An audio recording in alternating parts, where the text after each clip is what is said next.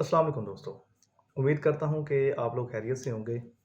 पहले तो मैं इस चीज़ की माज़रत चाहता हूँ कि मेरी वीडियो जो है वो थोड़ी-सी लेट अपलोड हो रही है।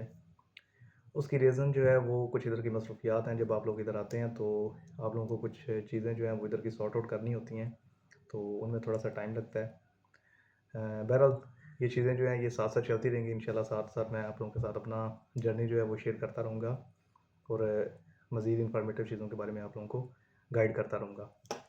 आज की जो वीडियो है वो मैं अकोमोडेशन के ऊपर बनाऊँगा।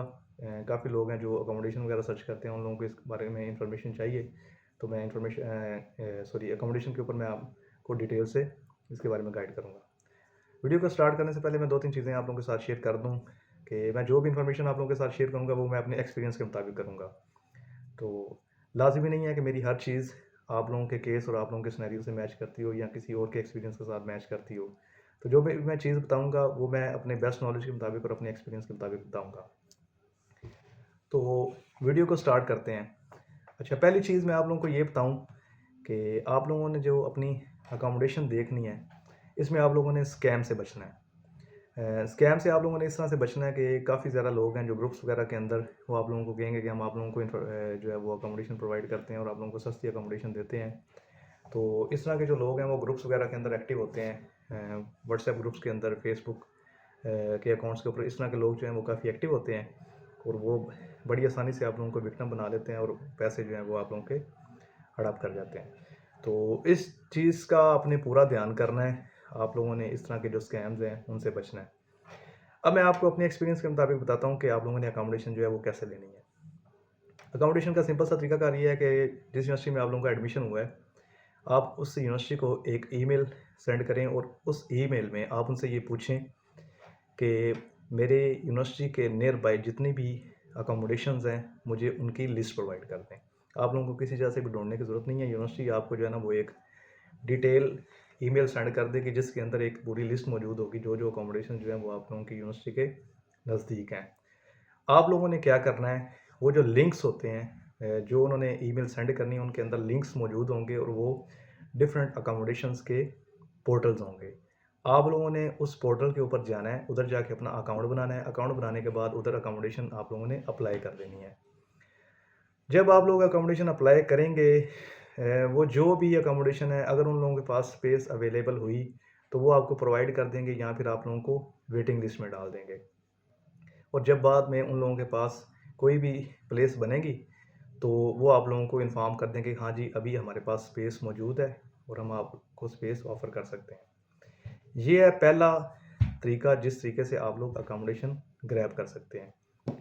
दूसरा जो तरीका है जिस तरीके से आप लोगों ने अकोमोडेशन लेनी है वो है एक ऑस्ट्रिया की हाउसिंग एजेंसी है जिसको कहते हैं OEAD। आप लोग इंटरनेट पे सर्च करेंगे OEAD हाउसिंग ऑस्ट्रिया, तो वो एजेंसी की जो वेबसाइट है वो आपके पास ओपन हो जाएगी। अब मैं आप लोगों को बताऊं कि ज़्यादातर जो स्टूडेंट्स हैं वो अपनी हाउसिंग जो है वो इसी एजेंसी के थ्रू लेते हैं, क्योंकि वो जो पहला तरीका मैंने आपको बताया कि उस तरीके से बड़े कम लोगों को अकोमोडेशन मिलती है। लोगों को अकोमोडेशन उस तरीके से भी मिलती है, लोग हासिल करते हैं, लेकिन उसके चांसेस बड़े कम होते हैं।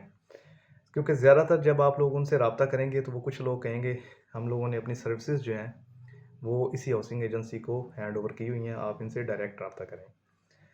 अच्छा, अब आप लोगों ने OEAD के पोर्टल पे जाना है।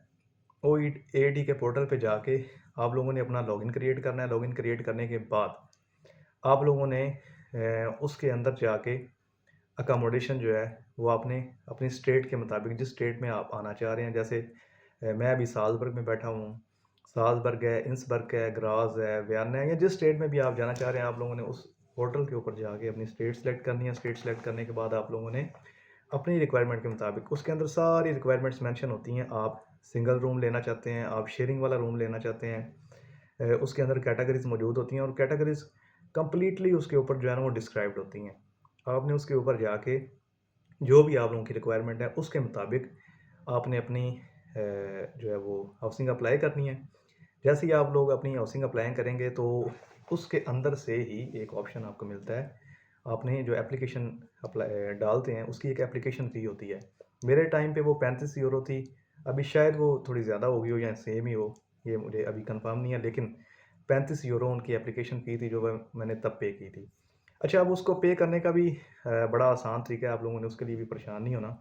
उसका तरीकाकार ये है कि आप अपने किसी भी बैंक अकाउंट से डायरेक्ट भी उधर पे कर सकते हैं। जब आप अप्लाई करते हैं और उसके बाद पेमेंट का ऑप्शन आता है, तो उधर अंदर ही ऑनलाइन पेमेंट का ऑप्शन होता है। आप लोग जो है ना उसमें अपना कार्ड ऐड करते हैं। आप लोगों ने अपना कार्ड ऐड करना है, उसके बाद आपके नंबर के ऊपर जो है ना वो ओटीपी आएगा और आप एक्सेस ग्रांट करेंगे, तो आप लोगों के अकाउंट से भी वो पे हो जाती है। उसका भी कोई मसला नहीं है। अच्छा, उसकी जो अगर आप अपने लोकल पाकिस्तानी अकाउंट से किसी भी बैंक अकाउंट से पे करते हैं, जिसमें एचपीएल है या मीज़ान का है या किसी भी बैंक का अकाउंट है, अगर आप लोग उधर से पे करते हैं, तो आप लोगों को थोड़े से उसके ऊपर चार्जेज़ जो है, टैक्स है, वो पे करना पड़ेगा। अच्छा, एक तरीका इसका ये होता है। दूसरा तरीका, उसके अंदर पेमेंट का जो है वो उन्होंने एक अकाउंट प्रोवाइड किया होता है, आप उसके ऊपर जो है ना वो भी पैसे सेंड कर सकते हैं। ये एक दूसरा मेथड होता है।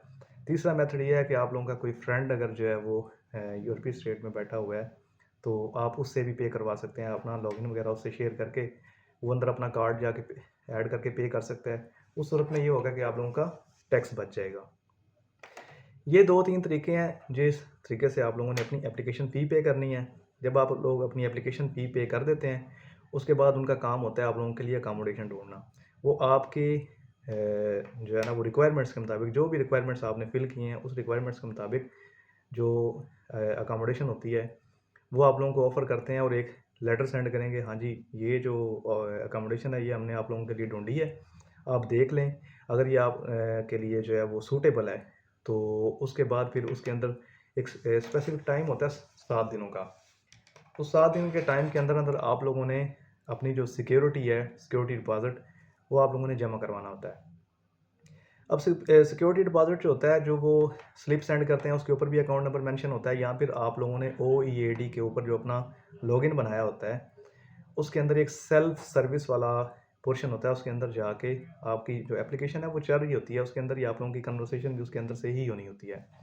तो उधर अंदर ये ऑप्शन आ जाता है, आप उधर से भी ऑनलाइन पेमेंट अंदर से भी कर सकते हैं। वो भी आप अपने पाकिस्तानी अकाउंट से भी कर सकते हैं, अपने किसी दोस्त से इधर भी करवा सकते हैं, उसका भी कोई मसला नहीं होता। आप उनके अकाउंट से अपने इधर किसी दोस्त से सेंड करवा लें, एक मेथड ये है। दूसरा मेथड ये है कि अपना लॉगिन उसको प्रोवाइड करें, वो अंदर लॉगिन करके अंदर जाएगा, अंदर जाके अपना कार्ड ऐड करेगा और ऑनलाइन पेमेंट कर देगा। ये 2-3 मेथड होते हैं, उसका कोई मसला नहीं होता। जिसको इस चीज़ की समझ ना आ रही हो, वो मज़ीद कमेंट करके मुझसे पूछ भी सकता है, मैं मज़ीद पेमेंट का मेथड जो है उसको डीपली गाइड भी कर दूँगा। अच्छा, जब आप लोग अपनी सिक्योरिटी पे कर देते हैं, उसके बाद फिर जो है ये अकोमोडेशन कॉन्ट्रैक्ट है, वो आप लोगों को सेंड कर देते हैं। ये थी आज तक की आज की वीडियो की सॉरी डिटेल सारी अकोमोडेशन के बारे में। मैं आप लोगों को दोबारा ये बात बताता चलूँ कि सबसे जो ट्रस्टेड है, जिसके थ्रू ज़्यादातर लोगों को अकोमोडेशन मिलती है, और इधर ऑस्ट्रिया के अंदर ऑस्ट्रिया की जो यूनिवर्सिटीज़ हैं, वो आपको लिस्ट प्रोवाइड करेंगी। वो सबसे ज़्यादा ट्रस्टेड है। या दूसरा जो है वो ओईएडी के थ्रू आप लोग अप्लाई कर सकते हैं, और ओईएडी के थ्रू मैक्सिमम लोगों को अकोमोडेशन जो है वो मिलती है। मेरी सजेशन, मेरी रिकमेंडेशन सिर्फ ये 2 तरीके हैं। इसके अलावा और भी मेथड्स होते हैं, जिसमें लोग डायरेक्ट अपार्टमेंट वगैरह भी ढूँढते हैं या कुछ इस तरह के मामलात लोग करते हैं, लेकिन मैं इस तरह की चीज़ें बिल्कुल रिकमेंड नहीं करता। मैं किसी का भी केस ख़राब नहीं करना चाहता कि मेरी वजह से किसी बंदे का केस ख़राब हो। अगर तो आपका बहुत करीबी दोस्त और कोई बहुत करीबी रिलेटिव जो है वो इधर रहता है, वो कहता है कि हाँ, मैं आपको कॉन्ट्रैक्ट ले देता हूँ, और उस कॉन्ट्रैक्ट की बेस पे आप लोग अपनी आरपी फाइल करते हैं, तो फिर ये आप इस चीज़ का फ़ैसला आप लोगों ने खुद करना है।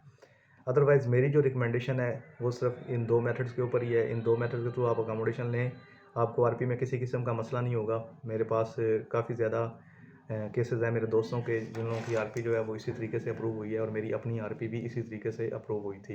ये बिल्कुल सिक्योर मेथड है, इसमें फ्रॉड वगैरह वाला कोई सीन नहीं होता।